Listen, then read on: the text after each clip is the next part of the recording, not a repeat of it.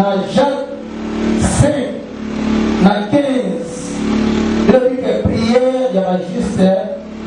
ya ba na kolima ebisa ba malade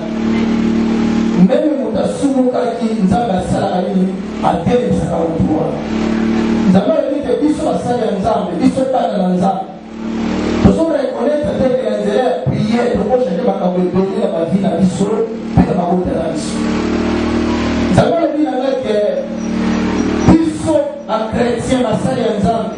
to koni ko soutenir monde des ténèbres la société de la biso pourquoi et ça na ba ka sur les réseaux sociaux nzamba ici na yesu basali na télé pour la même cher ou la conférence na le bela ki bango pe basala nzambe ba télé ma ki ba dit que non on a raison on a quatre distractions mais le message qu'on appelle c'est votre image d'église n'est pas tout na terre qui ni parce que ça qui là mais on a juste 5 minutes à la basala nzambe mais la comprendre et la pe ba sur la décision et là le mani nzamba lui na ngai que la théorie sur ça dans les réseaux sociaux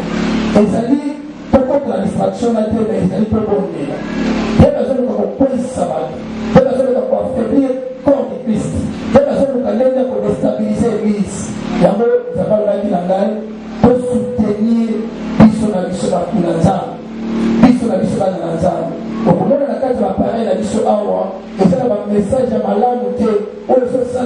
le communauté na biso nanza par exemple le nom de la commission sur la terre est pour le Sénat ceux qui l'ont dit pour Yéma intérêt est à mes amis et ça qui a réussi le biso allons y biso moi c'est un ensemble va faire le manzam c'est que biso ceux qui peuvent vendre la première bakobika ata mosala nzambe akuna kinzela kosonga na nzela tozo reconnaître que nzambe akozongisa moto na nzela ata pengwaki ata koteki na balonge nake plus loin na basala nzambe na telemisi ndeko na biso moko ntango azalaki awa na kati ya conférence nalobi nzambe oyo abikisaki ye na babangolonga akota bapesa ndenge na ndenge akomi mosali ya nzambe ese koki mpe kobikisa bao mpe babungi te soi-disant mpe misusu mpe babungi te mpe bazongisa kaka témoignage na bango de basala nzambe abaki ya solo opesi biso remède ya malamu ezali ke tokondela mpona église pour christ pour diable aprofite na yango nde tosukaki na bango bongo nde lelo nzambe alobeli ngai likolo nyonso yango nalinga anonse message oyo nzambe alobi na ngai 2020 ezali ano oyo bato bakobima ngo na badifficulté eleli donc toza na kufa mingi na kati ya 2020 oyo nzambe atalisi ngai namoni nayebisi bato bokita na mai bokatisa na nage bato ebele bakiti me na ngambu bato nyonso babimi te basusu batioli naleli nazoyoka mpasi na message oyo seke na ne 2020 oyo tozali mpo tosilisa yango tokota 21 eza na bato ebele tomesanaki na bango toyebanaki na bango tokota na bango yango te donc kufa ezotelema makasi surtout na bajeune sœur ebele toperdre bango naoki motema pasi e na partage mingi na pasteur José donc ndenge toza boye molimo na kufa ezotelengana non seulement kaka na bachrétien même na bapakanga ano tokoperdre bato ya lolenge na lolenge ekola alobi na ngai tose soutenir te kaka kufa na libota na kati na la puissance de la veille na communauté na biso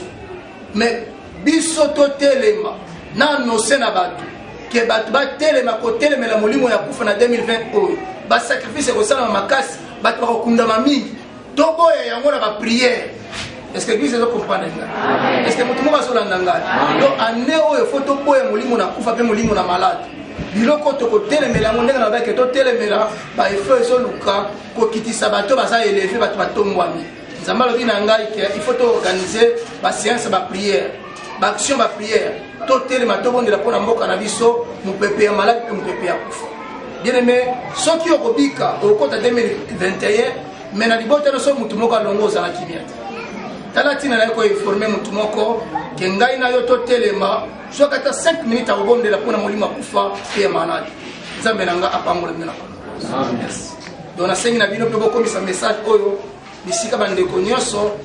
oyo baza kolala pongi balamuka pamba te na noyo ndenge tokotaka to ya kufa ekoleka bato ya bano touti kolekisa seke ano bato bakufa ebele yango biso tokoboya yango est-ce que moto moko azondima te tokoboya so tokoboya yango betelisi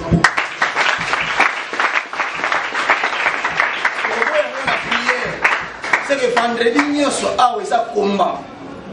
mosala nzambe mosusu mpe akoya awa mercredi mpe ndenge nzambe akokamba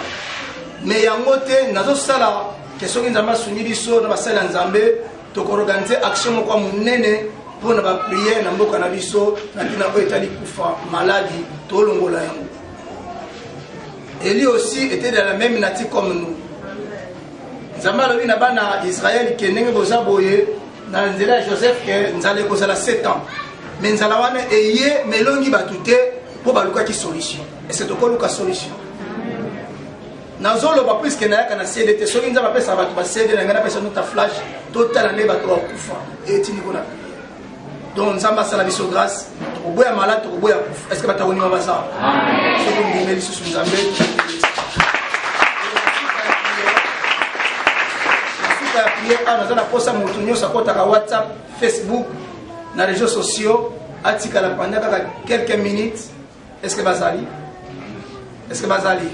moto nyonso akotaka na Facebook ou afongolisa anavigaka na internet donc ata pareil profite ezana awa totikala pendant quelques minutes dans la masolo na kolo biso tolobi merci olobi un peuple sans révélation c'est un peuple sans kolo nazondima nalelaki nakoma luka na telemi nazotala banani babimi te namoni mingi batioli balekani mais na Esaïe 7 tolobi que cela n'arrivera pas et cela n'aura pas lieu nazondima baye nyonso bakotelema na bapriere mpona mabota na bango mpona église corps du Christ mpona bapayen même bo bayebi nzambe te kolo tokosilisa na bango anoyo mpo yebi avenir ya moko na moko mopepe nyonso oyo basacrifice ezosala kolo nasengi retour esalamu mais tu dois arrêter l'hémorragie ou les malades paix à kufa na mboka na biso RDC pe na monde entier et pas juste batwa kolanda biso na Congo na estobondeli pe na bénir semaine otozo banda et la semaine béni na présence nzambe oyaki malade obiki ozaki na problème aussi solution nzambo apambola ka nzambo abatelaka pose motema na malamu nzambe kokisa yango pe abato di ma février oyo o témoigner monene ya nzambe na Congo na estobondeli tolobi amen. Merci de pesa ni mbote.